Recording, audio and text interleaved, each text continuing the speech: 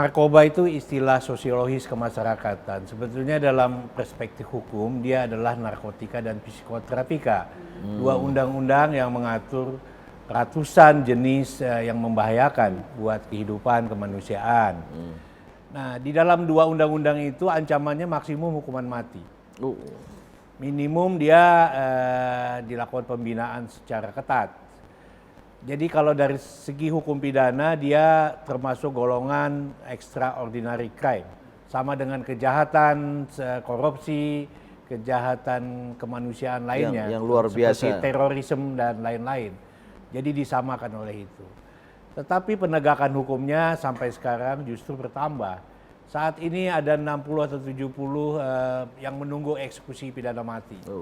Jadi di dalam penjara pun banyak pengedar ya. Ya, di dalam penjara pun mereka masih memainkan perannya masing-masing di dalam rangka transaksi-transaksi yang tidak dapat diungkap karena begitu masifnya keadaan ini. Nah, jadi narkotika psikoterapika ini sebetulnya adalah musuh dunia.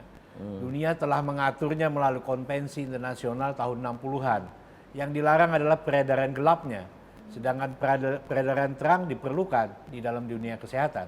Misalnya untuk pengobatan dan lain-lain. Tetapi yang gelap ini yang rupanya menjadi fondasi ekonomi mafia-mafia yang ada, yang meningkatkan faktor kekayaannya. Prof. Saiful, saya dengar ternyata Indonesia ini salah satu target Jadi kita peredaran adalah, narkoba yang kita adalah segi emas perjalanan segitiga narkotika, segitiga emas perjalanan narkotika di dunia. Dan narkotika jenis-jenis yang baik itu ada di sini. Karena itulah perang melawan ini ternyata bukan perang, tetapi ikut-ikutan di dalam proses melaksanakan pencegahan ini. Jadi ini sudah tersebar bukan hanya di anak SD, tapi juga di kalangan dewasa dengan jaringan-jaringan bisnisnya itu. Dan ada juga motif ekonomi tadi ya, yang katanya mendatangkan triliunan ya. Motif ekonomi bisa kita lihat misalnya sebuah negara yang produktivitasnya rendah saja tapi kok bisa kaya.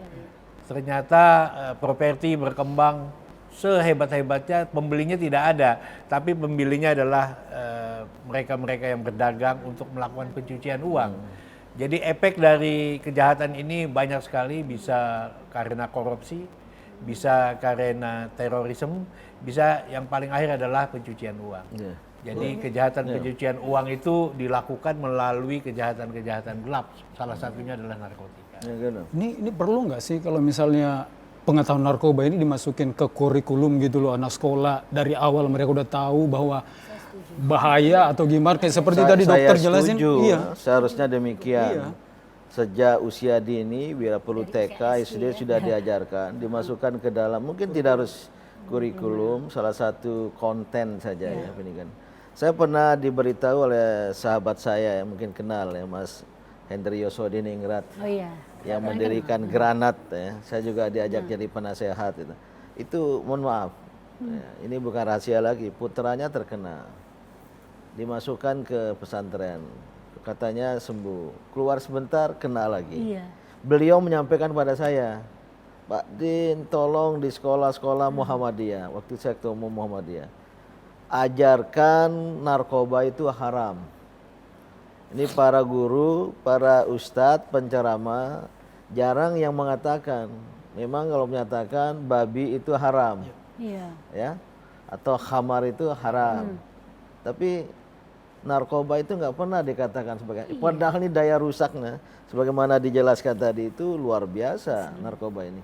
Jadi setuju ya, dulu nggak pernah dapat itu ya? Iya ya, zaman kita nggak ada. Di masjid-masjid nggak ada? Nggak ada. Ada. Jarang. Nggak pernah. Peran dari BNN, Badan Narkotika Nasional, itu Tapi nggak akan sanggup sendiri. Kami pernah bikin penelitian di FKK UMJ, faktor-faktor resiko yang kira-kira mempengaruhi kenakalan remaja, waktu itu salah satunya adalah narkoba. Dan kami temukan satu adalah tingkat pendidikan ibu.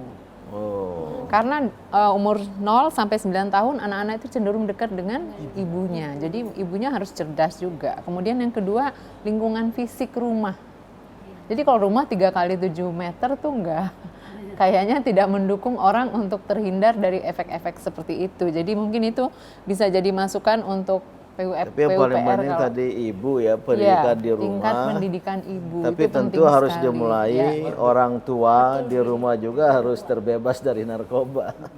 Tapi kalau orang tuanya juga Iya. Pasti pemakai, anaknya ikut-ikut. saya kira anaknya bukan pemakai Iya, lagi tuh ya. iya. Apa? Karena ikut-ikut orang tua. Pecandu, Iya. bahkan jadi pengedar ya. Dan tidak sedikit suami istri jadi pengedar ya. Ini masalah besar bagi bangsa, bagi umat manusia, tapi khususnya bangsa Indonesia dan bagi umat Islam. Kalau jumlah pemakai, kalau nggak salah 6 jutaan ya. 3,6 kalau datanya. Oh, 3,6. Datanya BNN 3,6 juta sampai 2019. Iya. Tapi ini kan udah 2020 Iya. mungkin sudah ada Mungkin tambahan lebih lagi ya Iya. pemakai, belum lagi pengedar, korbannya setiap hari juga banyak. Ini harus menjadi apa ya, keprihatinan kita yang tinggi, para orang tua, para pendidik, para tokoh agama, ya, para seniman pun ya bisa menyuarakan dengan lagu, dengan musik. Karena kalau tidak, sekali lagi kehancuran bangsa, kehancuran umat ini bisa terjadi dari dalam, dari menyebarnya, merebaknya pemakaian narkoba, baik di kalangan generasi muda, dan apalagi jika juga mengenai generasi tua.